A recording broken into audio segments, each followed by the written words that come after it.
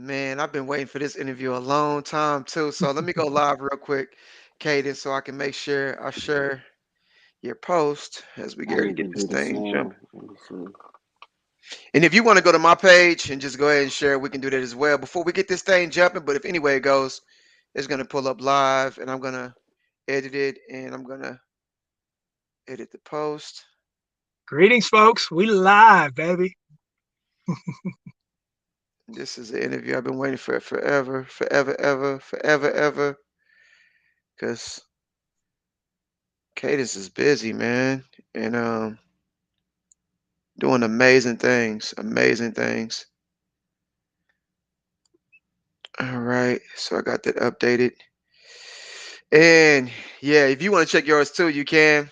And I'll wait for my brother to come back so we can get this thing going, man. You know what I'm saying? I've been waiting for this interview for a really, really long time.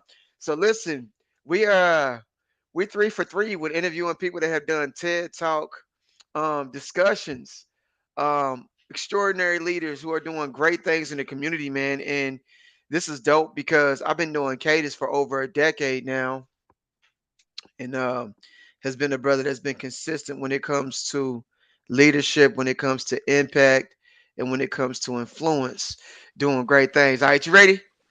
Yes, sir. All right, Let's so do it. listen, you guys. Every single Friday we love to interview people that are doing dope things in the community. If you don't know me, my name is Donnell Cole. I am a co-founder of Modern Manhood, and I'm with my co-partner, Dr. Damon, and we created this platform in order to highlight and bring healthy skills to men to build amazing communities. And so, what we do on our platform on Friday is we interview amazing leaders that do extraordinary things in the community, and we love to do things like this because oftentimes there are things that's being going on that we don't always have awareness of what's really going on when it comes to our community. All right, so I've been doing Cadence for over a decade. I met my brother when he was in Exodus movement. Went by the name of Little Drummer Boy. In my opinion, he was one of the dopest that was a part of the clique. My brother had produced a beat for Lecrae. He's done a TED Talk. And his latest endeavor and project has been the Urban Bridge. And what I value so much about this is that most of us talk about growing up on the east side in areas where there's quite a few difficulties that we're not strangers to, and a lot of us aspire to grow up and move out of those communities. But my brother has built an after school program that is right there in the middle of the heart of the east side, where he has made it his mission and goal to go and help educate, build, and inspire the youth that's in that area. I was working with my brother around 7, 8 years ago at Youth for Christ at Douglas High School, where I went to as well, where we actually did mentorship there as well. So, welcome to our platform. I'm grateful that we have the honor to be able to interview you. I've been looking for this for a really long time. I'm glad to be here. I know we had tried in the past, and circumstances was blocking, but I'm glad we were able to finally get it going. Absolutely. So I'm gonna let Damon ask his first question because he watched the TED Talk. We both watched it, and man, I can't. I mean, every part of your life and your journey has been inspiring to me. From just Wow, thank the you. beginning, from meeting you has been inspiring. I know you probably get this quite a bit, but you are a leader that I truly admire when it comes to setting a standard that it doesn't seem like it's unrealistic, but when you grow up in poverty, it feels like it's not even a conception that your mind can fathom. So what has Mhm. it been like to go through your journey and just share your journey for people who may not know you? Yeah, I'm an East Side native. Grew up over here. Really, honestly, I mean, we can go through all the cliche stuff about like what it's like growing up, uh, in these places. But um, I'll fast forward to, while I was in these adverse environments, and there was a lot of opportunities for me to um, go left or um, to fall victim to a lot of things that were available at that time. Uh, I was able to be in the presence of like mentors, caring people that just really harnessed and cultivated, uh, my gifts, my confidence, and things like that. And um, as I got older, because it started kind of like it with music, and like my focus was all music, in my teens, and there were guys that uh, would like work with me with music, like teach me stuff. Like, so I'm like, I want to be a music producer. I want to write music. I want to rap. I want to do all of this. And so the first like serious, music endeavors that I had was with gospel rap group. And at that time, I didn't rap or nothing like that with them. I just would make beats for these guys, and that was Exodus. So um, over time, I ended up, started to write and started to insert myself on songs, whether they wanted me to or not. Like, hey, man, I got a verse, man. Look at this, Um, but that was really important for me. It gave me an outlet, to not only have something positive to do with my time, but also for me to cultivate, that thing that I felt like I wanted to do and put it to work and get, I like to call it like repetitions. You get your Hmm. reps on something, and so I was able to build my confidence in that. From there, there were more and more opportunities that branched off of that, where I'll be in the presence of different types of mentors to step in my life and uh, keep me on track. So what ended up happening is, I'm here. I'm in this community. I still live in this. I moved back in the house I grew up in when I got married. So like I'm in this house. I'm like trying to process a lot of things. I got homeboys. I got friends. I got you know all type of things. It was that realization, like, how did I turn out the way I did, And Hmm. so, uh, shout out to my mom, praying mom. She was on our heads, She like, hey, y'all, Hmm. yeah, she didn't mess around, but like, so we wasn't like bad at home. You know what I Right. mean? Like we had to go somewhere else to be bad. Um, we was those kids, you know what I'm saying? When they say like my mama didn't come out and scream my name, she just walked outside. And they'd be like, your Yeah. mama outside. Yeah. She step outside, it's too late. You just why all right, man. I'll see y'all later, man. You know. So um so shout out to my mom, man. She was very engaged. But one thing about my mom is that when she realized that I, was taking a liking to like music and stuff, she would buy me stuff. She would buy me drums, she would buy me keyboards, she would put me in classes, she'd try to pay teachers to like cultivate that. And then eventually I ended up transferring to a school that had a really dope music program, which was class and uh, performing arts, VPA program. That's So, awesome, man. yeah, so when I went there, that's when I was able to really lock in on that thing and like cultivate it and really just start to feel like, okay, this is what I want to do. Music is my thing. But as I just back it up a little bit, as I started to realize, like, man, like my path in life is looking different than my peers. You know, that's when I Mm. began to realize that intentional mentorship paired with me understanding what I wanted to do or what I liked and enjoyed and being able to do that, um, it was like the formula. You know what I'm saying? It's like, I was able to explore, I was able to try things, I was able to do all these things. And then I had people that were like guiding me in that the entire Hmm. time. And so that made a big difference, man. I mean, I even had a little bit of, I feel guilty sometimes, some of my homeboys, they go to jail or just different things happen. And I'm just like, man, if, that's supposed to be me too, you know what I'm saying? But Right. I'm in Survivor's here, remorse. yeah, I'm in here making beats. You know what I'm saying? I'm in the house. So it's like I stopped coming outside as much and I stopped moving around as much. And then, I'm in band, I'm in marching band. I ain't got time to, really just run around like I used to and do all of that. But it began, between my relationship with the Lord growing and um being in the company of like just really just solid individuals, you know what I'm saying? It started to take this turn. So that got me into adulthood, but there, yeah, yeah. Man, you can see like your gifts really has made room for you. And I don't think like just the idea, because of course there's a ton of people that come from like our background and want to make beats, they want to do music, but it seems like the shift was exponential in comparison to where you ideally where you were doing music. Even that opened doors a lot of people don't get to be involved in when it comes to rooms. But your influence is a little bit different. So talk about the role of mentorship and what you're doing now and how that's kind of played out in your journey. Because I know Damon, He said he looked at the website and seen how much growth and how fast. And I know a lot of people that still aren't fully aware of what you're doing there. So how is that like? Tell us the journey of the bridge.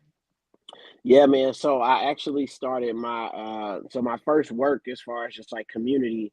I was just like a junior leader or a young leader at this spot called City Church, and they had a backbone youth program, and it was like Josh Curry, and then my guy Vernon Dees came in, and Mm-hmm. when Vern Dees came in, the founder of Group Fly, um, I would just be with him every day, and we'd be on school campuses, um, just spending time with young people, doing lunch clubs, bringing in pizza, all of that. At that time, I didn't really speak. I didn't really, I'm just support. You know what I'm saying? Right. And I remember one day he's like, "Man, my stomach killing me, bro. You gonna have to talk." So like, he just run out. I look Yeah. over, it's a gym full of middle schoolers. You know what I'm saying? I'm like, "Oh shoot," So I'm like looking at that. I'm like, "All right, let's go." And man, I'm telling you what, that learning situation right there, Yeah. that turned on another gear, for me. Uh, Being able to share, being able to talk about, my journey, being able to just to give back in the young people in that way. It was something that I wasn't looking to do. It wasn't something I was like seeking to do, but it was something that once I done it, I felt like, okay, this is what I'm supposed to be doing. I'm supposed to be, Yeah. speaking to the next gen. So that was back, bro, that was like '05. You know what I'm saying? By that time, I had already had my son. I had my son in '04. Uh, and so I was, just a young single father, bro, just out here trying to make stuff shake, and just doing music. You know what I'm saying? So the from that point, we ended up merging what we were doing on the school campuses with this organization called Youth for Christ. So we were Mm-hmm. already doing school campuses. They had a program that was built for that, merged it, and then they were like, "Hey, we can like pay you guys to do this." We were doing it volunteer. So Oh. we're like, "Okay, cool." So we started just working that joint and like going to different schools, spreading out. Uh, and I mean, it was just a crazy thing, man, because I was so heavy in the music, but it was like my heart was like, number one, I feel like it impacted the way I made music. So like um being in the midst of young people, right? Like it has the ability to influence like the way that you communicate, because it's like if I Mm-hmm. want them to hear this, I have to listen to them. I'm in the midst of them. So like I started writing music differently. I started to be more intentional about the way I created, uh, Mm-hmm. because of the audience that I wanted my music to impact.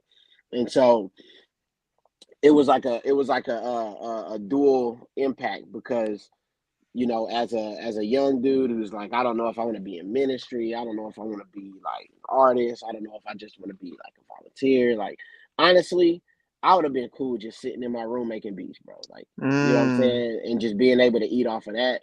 I was satisfied with I was grateful enough to just be able to do those type of things, like to take something from an idea out of the mind, and then it's on a CD.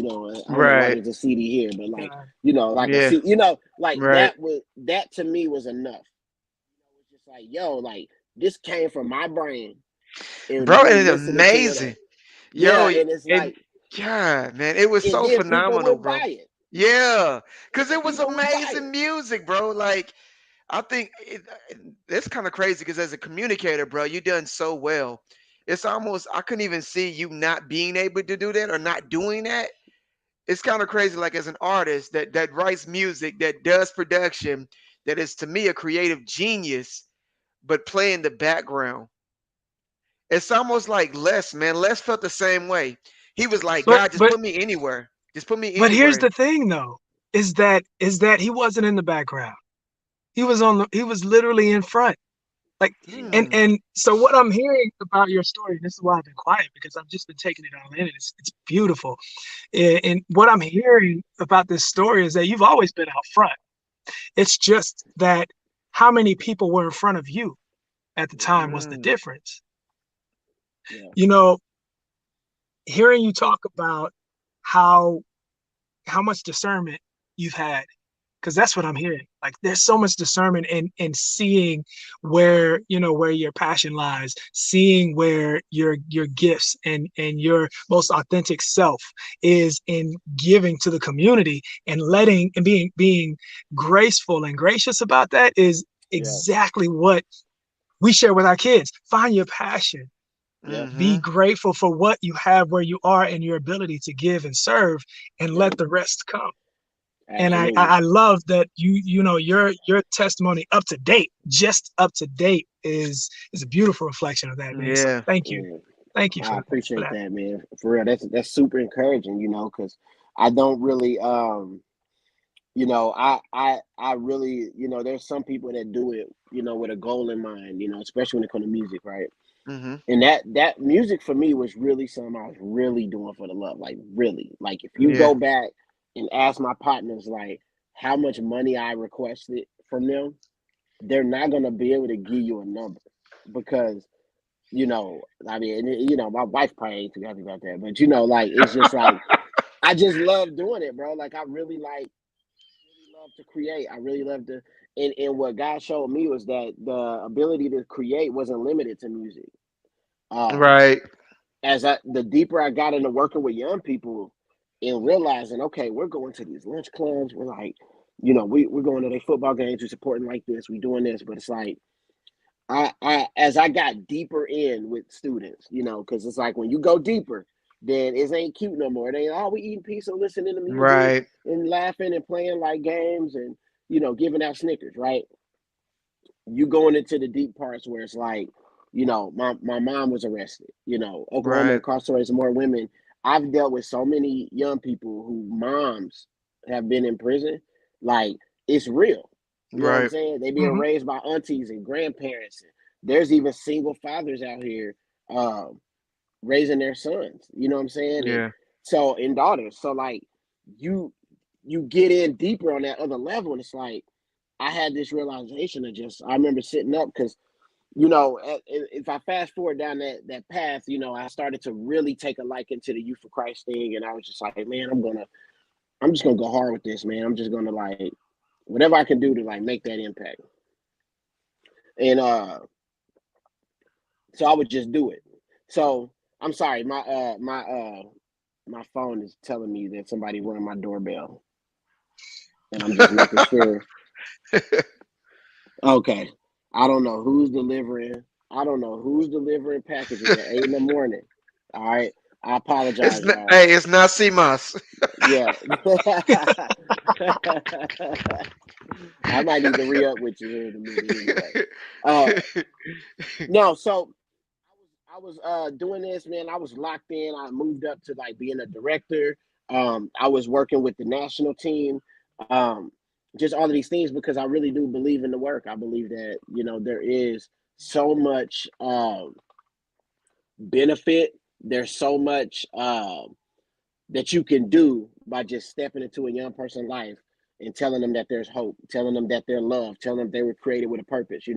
And so, um, but then it started to like get shook up. You know what I'm saying? Like I wasn't feeling like the needle was moving at the potential. And I heard John Maxwell say this, but he said, if you take away the finish line and think about how far can you go, then what would you do?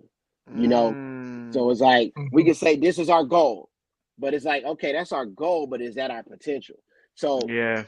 I started to really like think about, you know, what can we actually do in this community? Like we're dealing with problems that go further than just what a Man, it's young person's powerful. faith is, right? Like young people are dealing with faith issues, but it wasn't just my faith alone that kept me, what I'm saying, from all the ailments that come from living in bad environments, right? Like I had people that was walking with me. I had accountability. I had uh, um, music. I had all, like I had these different things in place to where I was working towards something. Even at 16 years old, you know, I had wires running through my mama hallway because I was trying to record music in the other room. You know what I'm saying? Like Yeah. I knew what I wanted to do. She gave me the space to do what I wanted to do. Um, and to be honest, like that was that realization that I honestly had, man. Like it was like I'm doing this work with the organization. I know it's good work. It's not really any shade on the work that they're doing. But honestly, I was just like, we need more time with young people for them to Yeah. discover themselves, to Yeah. explore things. Yes, we can tell them about Jesus, but they don't understand financial literacy. We Right. could tell them about, the creation of man, but we need to be able to tell them how to create jobs or how Right. to be CEOs and entrepreneurs and like how to find themselves in other ways. So it's like, you know, and then I also had this revelation of just like there's a church on every corner on the east side. You know what I'm saying? There's not a financial institution on every corner. You know what Right. I'm saying? Yeah. There's Yeah. not there's not a music program on every Academy. corner. Yeah. Yeah, so it's like are things just in the arts are creative. There's not a tech center on every corner. So it's like I think that the church has done they're here. They're present. You know Mhm. what I'm saying? The church Yeah. exists. Like, but what about the whole person? And so that was really my major uh focus when it came down to this was like, yo, I want to do something where we're able to spend the time to help cultivate young individuals who have purpose holistically. And Yeah. I know modern manhood like talks really big on mental health, and that was something, if I could show you Man. my plans from 2014, 2015, I was showing somebody the other day and they was like, bro, I can't believe that you're doing pretty much everything you wrote down in 2014. And it's just like, but mental health was part of that. Yeah, man. You We go ahead, guy.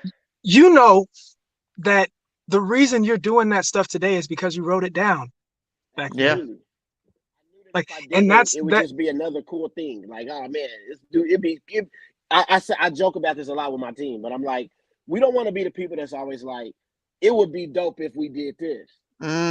Yeah. Let's write it down. Let's figure out what it takes to do it, and then if it's possible, let's do it.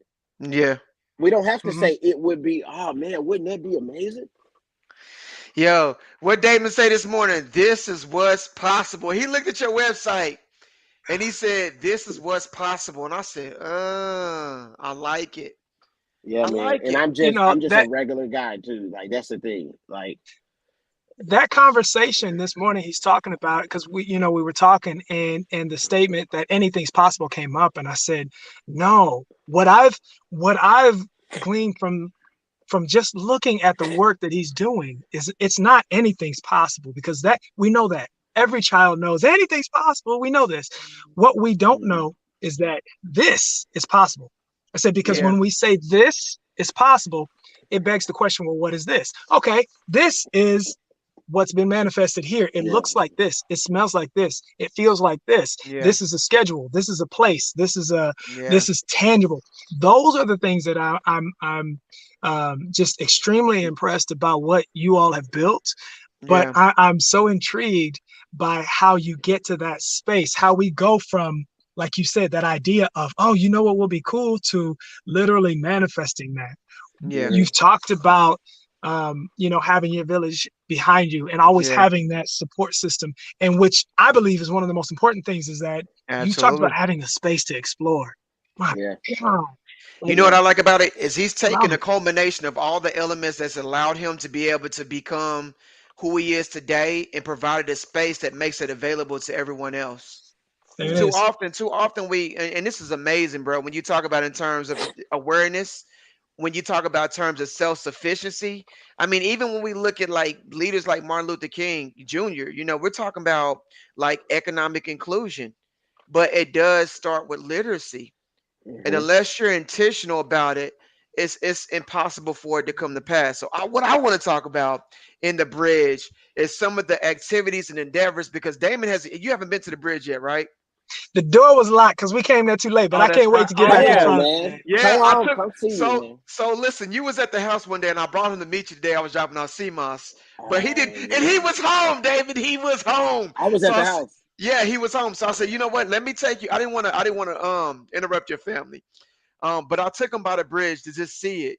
But I want you to talk about some of the plans that you've implemented within that teaches them some of these skills because it's amazing, bro. Yeah, so I'll give kind of like the layout. So Urban Bridge is a nonprofit that just seeks to create holistic pathways in underserved communities. And you know, the first, and so it has multiple projects. So like the Bridge Impact Center is project number one. That's my baby. Like that's Eastside OKC teenagers. So like um you know, you could throw a rock and hit something for elementary kids, and you know, and things like that, because they're in a lot of ways harmless, you know. So it's like everybody's down to go work with a second grader, you know. You can't do nothing to them, you know. Yeah. um but when you get to those teen years and they start growing mustaches and they start Mm-hmm. dressing different and talking, being cool, you know, a lot of people are intimidated by that. And unfortunately, a lot of the people who are the most um engaged with the youth in our community aren't from our community. Mm. And teenage, especially on the males, are very dangerous to these individuals if they're not comfortable or understand the culture. So I felt like that was the call. It's like teens. And so at the bridge, you know, one of our mottos, we say it a lot: a person's success in life, a person's uh, uh, um, opportunity shouldn't be limited to where they live and the Absolutely. circumstances they grew up in. So how do we bring all the things that they need to succeed to them, because they're in a place where those things aren't readily available? Um, so you know, we work off 4 E's. You know, education, economic development, empowerment, and I do this every time because I always say one and the what I said: economic development, empowerment, education, and exposure. All right, like it. So everything we do falls under those 4 things. But we believe in the whole person. So we have a boxing gym with weights in there where they get to train and take care of themselves in that way. Athletics. We have a tech room. We just got partnership with Innovation District, so we're remodeling that right now. Little Wakanda, that's what I'm calling it. You know, we're gonna get Yeah. that joint right. We have a creative lab area, so it's like for music creation, content creation, video production, um, photography, all of those things. We have a dance space, and then we have a kitchen, a teaching kitchen for young people to come in that are interested in being a chef, but also to learn the life skills of just how to be self sufficient. Mm-hmm. You know, it's like you don't have to eat out if you know how to, you know, whip up what's in the house. Um, we also The have a cosmetology. yeah, we do some cosmetology stuff. I mean, we've had so much crazy stuff come through the doors because we just made it that way. You know, it was on purpose. You know, it's like whatever people got going on, bring it in. Let's show our kids, right? So, We uh, got a couple questions too. okay, cool. Like we She be. have Well, go ahead. I'm is sorry. it- yeah, so we have a financial literacy space. We have um, a mental Mm, health wing. So we do group therapy, individual therapy is free, not only for the student, but if their students enrolled, anyone in their household can come in and receive mental health therapy without any red tape. You know what I'm saying? Just sign up and show Powerful. up. Um, it's a model that we believe will help destigmatize mental health by just simplifying the way people can get to it. You know, because if you're dealing with everything from Medicaid to insurance to what government gives out for free versus what you got to pay out of pocket, um, and then the big thick paperwork you got to fill out. A Yeah, lot of man. times that just runs people off, and it's just like, man, it's too much. Um, and so we knew that if we could eliminate some of those barriers to mental health, uh, that we could start to see more people engaged. So, like right now, while we have student groups running, we have two, I think it's three now. We have three parent groups running a week, and all those classes are full. So, That's awesome, like, man. this is something that was in the goal, you know, because it's the household. So it's like everything we're doing, it eventually is going to extend out to the family, um, and all those things anyway. Yeah, Another man. thing about our program is that it's incentive based, meaning that everything we do, the students, number one, they choose it. So when they come through the door, we're not like, go over here. We're like, go over there, look at what we're doing today, and decide what you want to do. So there's a menu for them. So the kids that want to do music, they select music. You know, we don't force kids in music. If they want to do Yeah. art, they select art. And what that does is it gives them a chance to not only lock into what um they feel naturally prone to like do, but also it gives an opportunity to try other things. Because if we say if you're art, you just do art every time. Well, what if Yeah. they want to try coding out? You know what I'm saying? Yeah. So we leave it open. They come in every day and make their choice. And 9 times out of 10, your art kids are going to want to go and be with the art teachers, right? Yeah. But every once in a while, they'll jump off of art and go to tech. They'll jump out and they'll go to STEM or Yeah. STEAM. They'll jump off and do something else and they'll go back. The incentive part is that we have our own on-site currency called Bridge Bucks. They get paid for everything they do, and then we have a store. So if you think about like a Dave and Buster's, and you get credits for everything you do, and then you cash out, they have that model as well where they can buy things like gift cards. They can trade it in for real money too. Yeah. So Oh, can that's a they? way, yeah, they can get paid. Let's So go. those are like, and then we do J's for A's. You get straight A's to your report card, you get a pair of Jordans. Like we are really like locking into what the culture of the students are. What do y'all need? What are y'all listening to? What are y'all watching? What motivates you? We can get mad they're on their phones all day, or we can tell them how to make money being on their phones. So we're moving towards a model that's going to teach them some content creation. Um, and how to use content to make money for other people. Where it's like, okay, you want to be on your phone, why don't you make some money doing it? You know what I'm Yeah, saying? man, Why this don't is you chop up amazing. this video for this 45-year-old dude who got this company and he don't have time to do that. You do. So there's an entrepreneurship piece that's really heavy into what we do, to where we really want them to start thinking outside of just like, when you talk about school and they're like, I'll be a lawyer or a doctor, and it's just like they're just saying stuff that sound good that make money. But I'm like, but who are you? Right. Are like does the work of the lawyer really connect with who you are as an individual? So it's like as you explore things, what as we've explored things with young people, they've begun to move into different ideas and thoughts about where they want to be. We had a kid go from I want to be in the NFL to I want to be a sports analyst. Mm. And if you sit with him at 15 years old, he can have some of the most intricate conversations with you about NFL games and what he saw and what he you know, uh, uh, those are like those are the moments we pray for.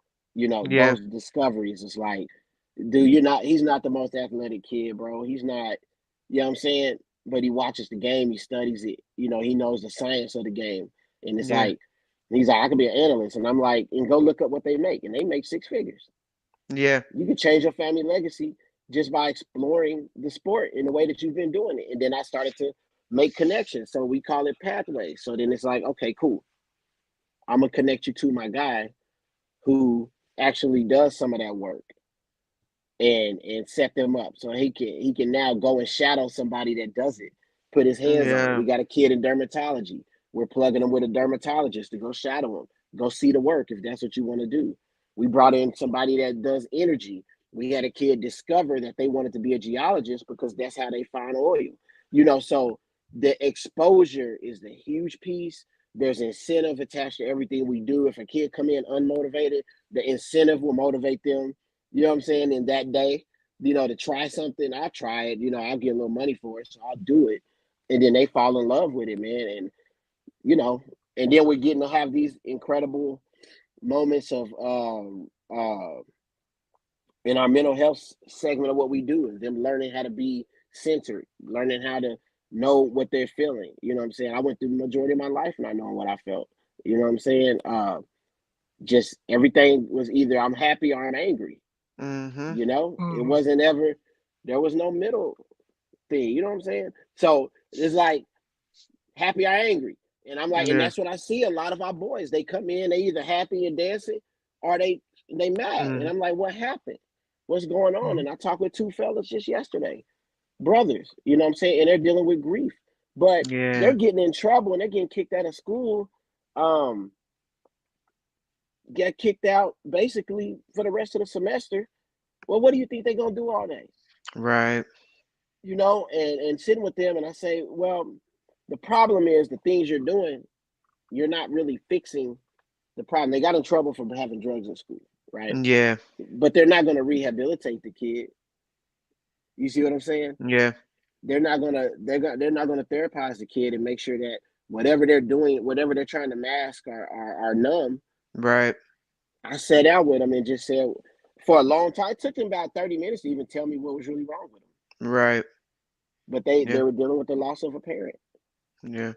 and it was only 7 months ago. Yeah, man, this stuff And happens so often, man. When I was doing youth ministry, like doing life with them 1, 2 hours a Wednesday and Sunday was not enough whenever they're consistently calling and really needing that advocacy and knowing that there's some things that you really got to do life with in order to yes, uncover that. You have yeah, to do life with them, man. yeah, that's the dream, is to be able to slow it down and do that too. Mm-hmm. There's, you're talking so like you are deep into really having this amazing cultural competence, right? Mm. We Hmm. talk about how there are programs out there, and earlier it was mentioned that oftentimes programs like this come from without the community. They come from people Hmm. who aren't in the community, who didn't grow up in the Hmm. community, who don't have that home in the community. And yes, we're grateful for it; those things are necessary. But what I'm hearing and just how you're describing what this experience is there's so much cultural competence in it that you personally have naturally, innately, but how do you translate that to this, like, to this level of being able to still have that core competency among all of the moving pieces and Hmm. people and ideas that have to come together for something of this magnitude? Because this is huge, man. That's a good question. Yeah, so the conversation I have a lot with volunteers, with my staff, is who were you at 16? Who were you at 13? What did you need? And I also preface by saying this. I go and I try to find people who are like somewhat connected culturally in the community, or that just have that natural or that innate understanding of what we're doing. So if I Hmm. have to teach you too much, you may be a better fit to like come in and like do some tutoring or things like that. But like the way we built our team, what's understood don't need to be explained. So like a lot of everyone on our team has been through, understood, um, or just have a very rigid experience in Black culture, Mm-hmm. which is the majority of the young people we deal with. But really, it's the culture of just being in an underserved community. So if we know what that means when a parent's saying certain things. We know what that means when a kid look a certain way, and it's like some people would take it as, oh, he's being disrespectful. No, he's not. That's Right. just how he acting. You know what I mean? So I've been very intentional about the way that we build our team, and the way that we talk about culture almost once a month in our staff meetings. I'm like, what is the culture we're building here? And the Hmm. biggest thing is we want them to come in and be able to be themselves. Right. There's Authenticity. too many, yeah, to get to the resources we need, as whether you're in poverty or whether you're a minority, you have to change your natural self to get those things. And I don't believe that that's healthy, and I don't believe that that nurtures true mental health or emotional health, in like the competency we need to Hmm. thrive. Right. So it's Right. Right. like, Hmm. Right. so I got to put this on and talk this way just for y'all to give me this scholarship. Right. I got to do this and this for me to get this internship. And Right. we want to create a space where it's like, no, be you, but be aware. You know what I'm saying? Know your Yeah. environments. Be you. Yes. Don't change who you are. But like it's like you don't have to code switch, but you do need to have understand self awareness. Right. You do have to have control over your tone, or have self control. No, oh no, Yeah. this ain't the place for that. But that don't mean you got to talk proper. Talk how you Right. talk. Hmm. Yeah, there's like this What? metacognition aspect of it where you have a sense of awareness of like your thoughts, beliefs, and behaviors, and how and what role that plays in your environment when we talk about social intelligence. Hmm. Well, it puts Absolutely. it puts honestly, it puts them at a disadvantage in the marketplace, you know, because if What does? our um being having to change who you've known yourself to be and then wanting to branch over into a successful, you You want know, to, I want to be a successful civilian. And it's like, well, stop dressing the way you dress. And it's just like, yeah, okay, well, I don't really feel comfortable in this, but I put this on if it makes you got, if I'm gonna work right, oil right, and right, right. gas, do I need to put on the vest? No, You know what I'm talking about? The not sleeveless yeah, vest, those right, guys, yeah, they all yeah. wear them. So do I You got know to what's put that interesting on? though? It's only depending on the culture. Because if you was to ask like you know, what's the motivational speaker? Um, he wore hats. You know, he would not put on a suit. You know, you have there's different people once you make it to a level of stature, but that's important. So let's talk about the role of etiquette and the role that plays in success. Because Yeah. sometimes it's just we have self-destructive behaviors that even prevent us from getting to that point. Yep. Yep. No, that's true. And so what I've learned, not just dealing with young people, man, just dealing with myself, is that, trauma plays a really big part Absolutely. in the way that we communicate, deal with things, deal with stress, deal with conflict. You know what I'm Hmm. saying? Because I just remember a long time ago, I was probably like 25, and I was with a group of white people. We were doing some church thing, and a fight broke out, and the dude's just going at it. And we're talking. I'm just like, yeah, yeah, yeah. And I look over, I see the fight. I'm like, oh shoot, they fight. And then I keep talking, and they're just like this, Right. Yeah. and one of the dude reach out, boom, knock him out. I was like, ooh, got him. So I'm like, so anyway, man, I'm like, they was like, we gotta call the police, we gotta do. I'm like, bro, they just have to handle their business. Right. Yeah. But That's so that's interesting. Dang. that's my normal, and then that's the day I realized my normal Yeah. has been carved in the abnormal. You know what I'm saying? Right. And so trauma, what it does is it impacts it. It's like a car wreck every time a trauma happens, and it leaves these dents. You know what I'm Yeah. saying? And so it's like you hit that car again, it ain't the same. Right. I just feel like what I've learned through all of that and that experience was like, Marcus, there's a lot of unhealthy things that you've learned Right. to be Mm, normal that just are Right. not okay. Violence is not okay. It's not Yeah. normal. Yeah. Marcus, I love this, and I need people to hear that part again, because here is such a big difference in the work that you're doing and how impactful it's been as compared to other entities, opportunities, and people. Is that you said, Marcus, there are things that you have learned. Right. You didn't say there are things about you. There are parts of you. There Mm-hmm. are, like, you are wrong, you are bad, you are there Right. are Yep. there are things that you've learned which immediately said to you, I can learn different I could ways. learn different ways. That Mm. Yeah. that's the key. And Yeah, and Yep. and man. I thank you so much for saying that, because that's so much of what this work needs to look like, because we have to get away from the tropes and the Mm-hmm. stereotypes of who people are, right? Yeah. Mm-hmm. And start Mm-hmm. looking at what we've learned and Yeah. what ideas and actions we're holding on to and why, so Yeah. that we can move in the direction we want to. And I'm thank you. Absolutely. Thank you Yeah, for man. really highlighting that. And I hope people see that. Yeah, catch that, because you have to decide if you want to sacrifice what you love for what you like. If you want to sacrifice where you can go from where you've been because of where you've been. And there's so much potential for us as people, just like we talk about men, there's so many things where it's like, what's the norm for men, right? And Yeah. then it's like, Yeah. is that because that's who I am, or is that because I believe that's just what man's supposed to do? You know? Man. And so when I had my son, I wasn't married.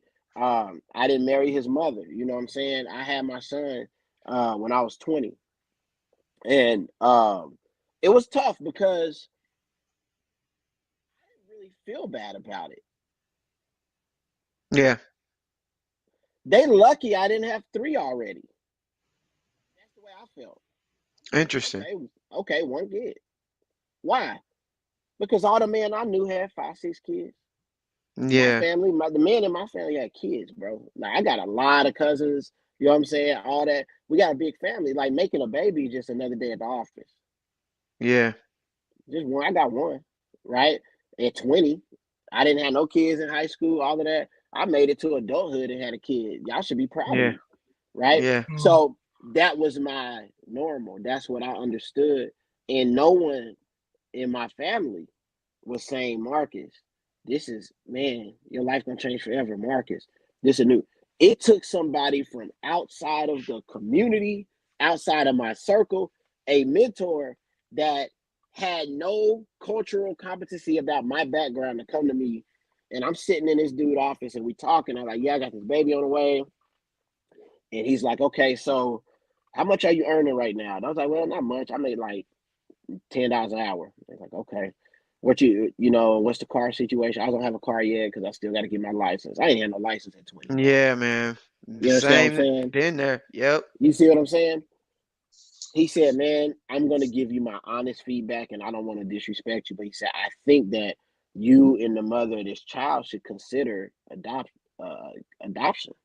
Mm. I said, Mm. why you say that? He said, because you are prepping to raise a child in poverty. Dang. He said, because you're in poverty. And I was just sitting there just like, and I did get mad because I'm just like, man, you know what I'm saying? Like, what are you Mhm. talking about? But sometimes you got to hear from people that ain't from where you from to tell you the truth. Man. You And I didn't get my son up, but you know what I did? I got a better job, got my license. Within 60 days, I was driving a car. I had a whip. You know what I'm saying? Like I was like, hey, you ain't about to tell me get my kid up because I ain't got nothing. Like I Look got at. myself together, bro. But it was like that realization, like I am in poverty. I live in my mama's Yeah. garage, bro. Yeah. You know how they say live in your parents, but I was living in my mama's garage, bro. Yeah. We put a bed in the garage because I came back home. I kept coming back home. Dropped out of college, Mm. came home. Went to another college, dropped out, came back home. I kept coming back home. Interesting. So like I'm saying this to say a lot of people they meet me, and they say like, man, like a guy like that, he's doing so much dope stuff and it's like really exciting. And he said, listen, I came up just like everybody else. I am not better than anybody, but I was willing to be taught. I was willing to unlearn. I was willing to just do good without knowing if there's something for me on the other side of it. Yeah. Like you Mm. just have to submit, man, and just like we have to quit fighting, because Yeah. whenever people want to help us, what do? We get mad, we get prideful, we want to fight it. But sometimes, man, you just got to put your head down and just say, okay, you know what I'm saying? Yeah. I don't know what I'm doing. And in that segment of my life, I didn't know what I was doing. And I'm really walking around with my chest out like I do. And I didn't. My Mm. son's 18 now, you know what I'm saying? And, so, this story hit hard because he turned 18 in October. He's lived with Yeah. me his entire life. I actually, when he was 3, was it 3 or 4? I think when he was 4. When he was 4, I took full custody of him. You know what I'm saying? Man.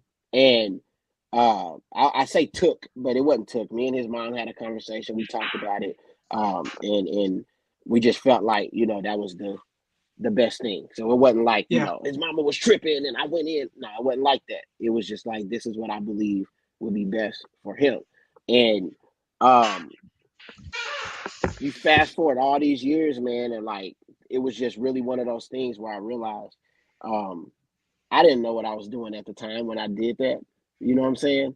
Uh, but it was something I just really felt in my heart I needed to do. And I just felt like, you know what, I don't want him to come up the way I did, because whether dad is in the house or not, I mean not in the house, but whether dad is involved from a distance or whatever, I just knew that my dad, all the stories about how good of a father he was and wanted to be didn't matter because he Mm-hmm. wasn't there. You know Yeah. what I'm saying? He wasn't there. So like it was hard for me to like understand that. They be like, man, your dad loved you, man. Your dad loved, and it's just like, okay, like, but that's just not helping me right now. Right. You know what I'm Mm. Right. saying? And then Yeah. I didn't really reconnect with my father until I was an adult. You know, he passed in 2018, but I didn't reconnect with my father till he was an adult, and they were right. Awesome guy, Yeah, man. incredible dude, man. Really, for real, you know. And when it come to his kids, you know what I'm saying? He had his different vices and different struggles, but he did love his kids, and he do like, you know, anything his kid. Like I found out he was studying everything, every show I did. He knew. Wow. I went to go see my dad. He said, "Y'all just came back from Texas, didn't you? Powerful. Had a concert. I saw this. I saw your music video. I was showing my friends at work your videos, and you know what I'm saying. We was watching Yeah. videos around the house, and we was doing this. And I got your CD. I ordered on your website. I'm like, I didn't see him order that. I had my friend order it for me, Yeah, that's beautiful, man. and So so I listen, just didn't know. Yeah, yeah, yeah. we I'm with gotta get ready to wrap up. Plus, I want to make Well, sure I get all these questions too. okay. Well, so here's something I want you to talk about because this is really important. You talked about this space of what a lot of men can really relate to is the struggle of balancing that. Man. How did you balance this reality of needing to be a good father? Also, learn you've obviously learned from Yeah. your own experiences. But how do you balance building and creating what you have while still being able to show up for your kids? Yeah, that's huge. So the biggest thing, man, and this is not the funnest thing for guys. I'm just gonna keep it a buck, but you just have to be okay with asking for help. You know what I'm saying? Mm, My big sis, come get your nephew for a little bit so I can go handle some things. You know, my mom, hey, I need help. Hey, any of my other friends got yes. kids? Can my Using son your village. come play for a little? And it's like you use the village. And listen, man, Yeah. other there's a lot of other cultures that do this naturally. It's Yeah. in their culture. In our culture, it's not that we don't understand it. It's just that sometimes pride, like if I communicate I need help, I'm communicating that I'm weak or lacking. Right. Right. And so it takes a level of humility to get the results you really want. If I really want to be the max potential leader that I need to be, then I have to be humble enough to ask for help when I need it. You know what I'm Yeah. saying? So Absolutely. that's my mentality about it. Sometimes I Whew. ask, do I want my pride to like get in the way of my progression? That's huge. These are great Yes. questions you ask yourself, bro. This is it's huge. I have to, man. It's really like my life. I feel like a lot of this has been life or death for me. You know what I'm saying? Like, you Yeah. know, like my big bro, he doing his thing now. You know what I'm saying? He's at the bridge with us, man. He cooking for the kids, working security with us, Yeah. all of that. But when I went to college, he went to prison. We in the same Yeah. house. Yeah. We come out the same house. So like what I'm saying is I know that I had things that he did not have. Right. I had people he did not have, and we did like that. You know what I'm saying? So I just know that okay, God set me apart. He gave me these opportunities, not for me, Right. for all of Yeah. them. You know Yeah. what I'm saying? For the community. I'm here because living the Oof. life I have with the story I have, it was not so that Marcus, you can be comfortable. Right. Yeah. Nah, it's so that I could like give back. God gave me the formula. I feel like my life is like a mirror. You know what I'm saying? Of a young black man that may have different gifts and talents, you know, and don't know what to do with that. So it's like I'm just gonna rap. And it's like, well, you could be a producer, you could be a music editor, you could do video, you can make jingles, you could do all type of things. Yeah. You could do anything Love you it. want to do. You can make video game music. You can make It's Sprint facts. commercial. I got a homeboy made a Sprint commercial. Yeah. You know what I'm It's saying? They dope, played bro. something I made at an OU game. They played something I made at an Orlando Magic game. Somebody sent me a video talking about, ain't this you? You know what I'm saying? Yeah, bro. So you can do anything you want to do, but you have to take the blinders off. You got to take the limits off because everything that you have potential to be is behind you being willing to ask questions, to let people teach you, to learn, to slow down, to not always feel like you have to prove you got it. You know Yeah, what I'm man. saying? I figured I know. Can't be the I know guy. You got to be the. Yeah. I already knew that, but I'm gonna let you show me how you did Yeah. Yeah, this man just gave us another TED talk. Listen, Yeah, man. it. Yeah, this is powerful, bro. wow, Powerful. thank you. Okay. Man, Thank you thanks so so much for much, this, bro. man. God, Man, man. thank I y'all wish we for had one having more me. hour. Hey, listen, Sheba said how can she volunteer? Oh, that's easy. Go to urbanbridge.org and it will give you a if you go to the I don't know if it's contact us or something like that. Go I to got you, bro. urbanbridge.org. Don't even Yeah, trip. This is what we do. I'm yeah. my bad. Please come Usually Damon volunteer. handles this, You got it. urbanbridge.org. Sheba, if you Yeah. still here. Hey man, special shout out to everybody that tapped in. My man Cal said that he was like, man, I would very much have a marker space where communities can come together and create using some awesome machinery like Hmm. lasers in 3D. He's out in Canada. He does 3D art. We got a Phenomenal. 3D printer. It's not plugged See, up yet. Cal, I you need ordered to one, tap so in. hit me up, man. I want some ideas. Okay, Please. perfect. Cal on there, Thurman. Don't give up. We need leaders like you in the community. Appreciate that. Um, Man, we definitely do, bro.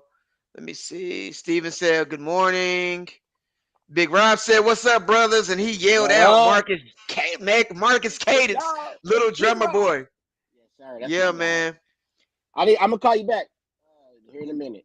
All He called me right. yesterday, So and listen, you I was guys, man. I sick hope you yesterday. guys really enjoyed this morning discussion, man. Phenomenal stuff that we got going on. Cadence, man, thank you for sharing the platform with us this morning. Yes. Damon, we got to make it really fast. Go ahead and give us a rundown of what we got going on here in Mighty Manhood. Let's get it. Listen, you guys, check us out. Go to manhoodmasterclass.com because our podcast, yes, is one of our favorite things, but we're also doing meetups. We're also doing programs in the community like our Wellness 101, an opportunity to really get in touch with your personal health and wellness. We have a sex education program for fathers that's going to be started on February 21st. It is digital, it's Zoom, and it's free. So, fathers, you need to be in this space, and any family member who's male at this point who needs to really understand how to have the conversation, the birds, the bees, and everything in between is going to be a dope opportunity for us to meet weekly and really make sure we can do our part to help reduce teen pregnancy. Of course, we've got Dope Dads University coming up next year, which is our commitment to building better fathers in our community with an amazing nationally syndicated and certified program that we'll be bringing. And as you heard us talk about today, the childhood experiences that we go through, not just the traumas, but the good things are things that we need to be focusing on for ourselves to be healthy and happy and for our children to grow from the platform of our own peace and joy. So we're going to be doing some training in that space as well. Y'all get active with us, Boy, y'all volunteer got with it us, going join on. Y'all us, got it going donate. We're on. excited. Yeah, we got some programs we're gonna bring over there to the bridge. I think that Wellness 101 program would be huge in Yes. helping them understand emotions, but not just from a healthy, but wellness, well-being. We have a spectrum that is gonna be major. So that's what I Listen, wanted to meet about you. We're gonna set that meeting to do that, bro. Because doors I'm open. telling you, I know, Open. but like Please. it's amazing, bro. We did it at Yes. Langston. They loved it. And it's just phenomenal. And we're building up even more to where instead of just helping them understand the nature of it, also bringing resources to help them level up in every single Hmm. paradigm in terms of emotional, financial. So everything that you're doing, we also have a platform and a tool that'll work perfect with what you're doing. That'll help it Awesome. exponentially, bro. So, bro, thank you Looking so much forward to for that. sharing this space. I'm proud of you. I'm so Thank you, proud of you. bro. I I'm appreciate that, Absolutely. man. yeah, I'm Seriously. grateful for the vessel that you've been, the channel that you've been, because it's been life changing. As a student, I witnessed like a couple murders, and I just was thinking when I walked through there, and I'm grateful for a guy bringing me to this point and partnering with Dr. Damon. But I was thinking as a student, how amazing it would have been to have a place to grieve after experiencing something so traumatic and not being able to go to my father because he didn't have the emotional capacity to understand how to help me in that situation. Hmm. And Yeah. so there's a lot of students that don't even know that's available. And so I'm grateful that you've created space because once we partner together and bring the other leaders that we have, man, we're gonna really be able to create true change. So salute, brother. All right. Salute. We got to get to it. I hope you guys have an amazing Friday. Make sure y'all go ahead and share, like it. We're gonna continuously do that, and we love you and appreciate your support. Peace. Peace out.